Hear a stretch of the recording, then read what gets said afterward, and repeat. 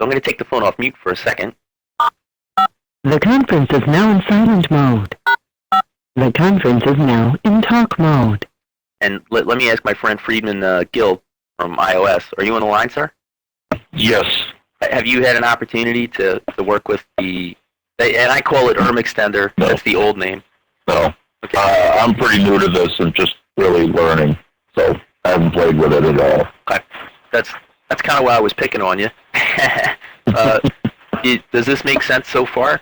Any questions, Sure. comments? Okay. Cool. Yeah. Did Everett Green join? Everett, are you on? You probably forgot. I'm going to put the phone on mute. The conference is now in silent mode.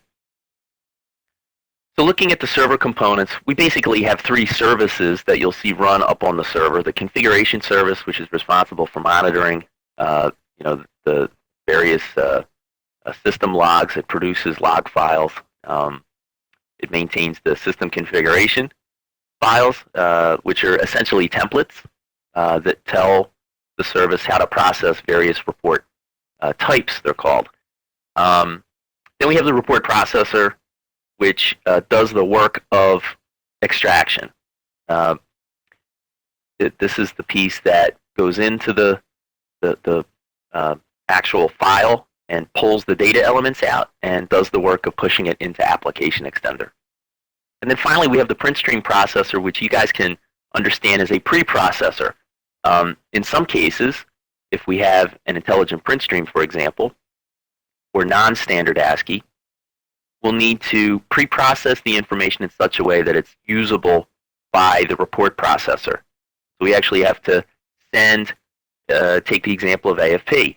We have to send AFP to the print stream processor, which in turn produces a PDF file. A PDF file is acceptable to the report processor, which then extracts the data elements and sends it up to ApplicationXtender. A better way to illustrate this process is here. This is actually right out of the manual. And the way to read this is, at the top, these are the various report types that we support. Data types, I should say. Ostensibly, these are produced on a host system somewhere, and they're getting down to our machine. So, again, looking at AFP and following the line there, you can see that it first has to go through the print stream processor, which in turn creates a PDF file, which is then ingested by the reports management report processor. Index documents on the left there are uploaded to AX. We have an optional module that's used not so much, which can also send the index information to a flat file, comma-separated values. That's called the Business Intelligence Gateway, BIG. So if a customer wanted to extract some metadata for document indexing for the report, but also some line detail that they wanted exported to a text file, we could do that. I don't think I've ever sold it or used it.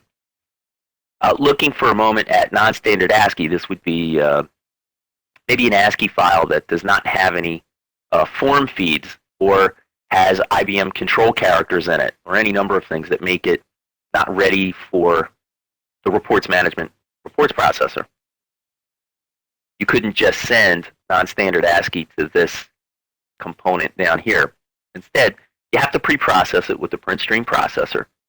And this tool will, using rules that you specify, and we won't go into those today, but they're very simple to do.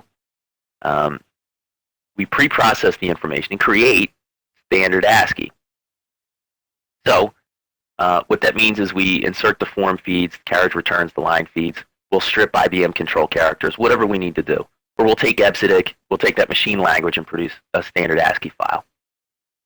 The ASCII file is then extracted by the reports management component, which again extracts the index fields. And in the case of ASCII, it'll compress the file and write it to the ApplicationXtender system. So how do you get started?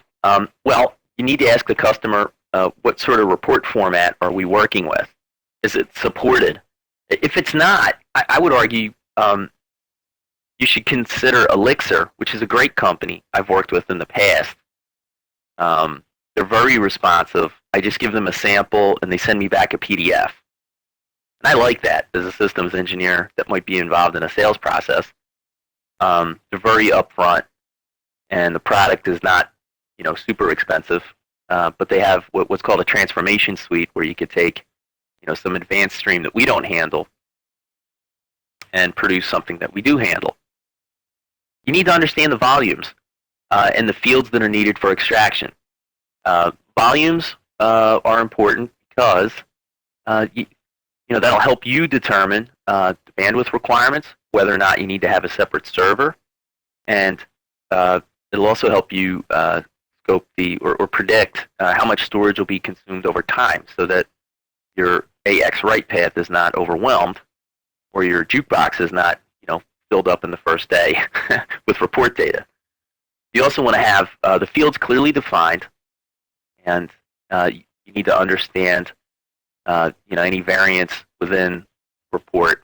So, for example, if you start off with a 9-character customer ID and later it changes to 10, those of you that have been working with AX for a long time can understand that the impact could be bad if you have a constraint set with an app gen and the customer field is set to 9. You'll actually end up stripping off some needed information. So you want to consider the retention policy. We have various tools out there for administering retention on image documents, but this also applies to reports. What sort of notifications are required? Do we need to have some monitoring put into place? I would argue in the event of a failure for any lights out process, you need to have an email generated at least to whoever's managing the network operating center or the support distribution list. But you can also set up various monitors through WMI performance monitoring. We have a full set of WMI monitors that can be implemented. On the access side, you want to consider who needs to get into these reports and why. Consider an accounts payable report that we're dropping. It's easy enough to ingest and make that information available to everyone in the AP department, but what if we needed to break those reports out by business unit and share only those pieces of the report with folks that are responsible for those GL codes? That's quite a different thing to plan out. So typically we'll look at the report, consider what we can do to subdivide it, and then we'll use perhaps something like document level security to secure access to the individual report pages, which are essentially broken into logical documents in AX. And then finally, what's the best way to get the information to the end user? Are we going to use web access? Are we going to use the ApplicationXtender document manager? Are we using some integration?